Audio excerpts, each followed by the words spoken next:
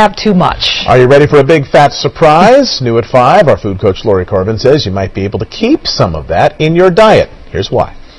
When we look at saturated fats and when we look at fats in general, not all fats are created equal. So quality is going to dictate. We don't often get good news in the world of nutrition, but dietitian Ashley Koff has a big fat surprise. It's okay to keep saturated fat in your diet, but pay close attention to this little-known fact. Every fat that's out there has some saturated fat. So we're just talking about making sure that we eat food in its whole food form. Yes, olive oil, hummus, nuts, all contain some saturated fat, even though the percentage of sat fat is low.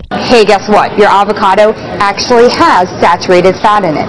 Burgers, cheese, ice cream, we know these foods contain a lot of saturated fat, but actually there's certain types of sat fat that have been shown to help prevent certain diseases. There are a number of studies out of Harvard that are showing that actually when we consume the saturated fat, the higher fat dairy, the low fat and the full fat, that we actually are reducing risks of things like polycystic ovarian syndrome, of infertility, and also of teenage acne. The takeaway message is that really restricting fat in your diet may throw hormones off balance for some women. So while Koff embraces those mono and polyunsaturated fats on the lower end of the saturated fat scale, she suggests a Qualitarian style of eating. Be a Qualitarian. First of all, it is the best because it means that you never really have to say, no, I can't.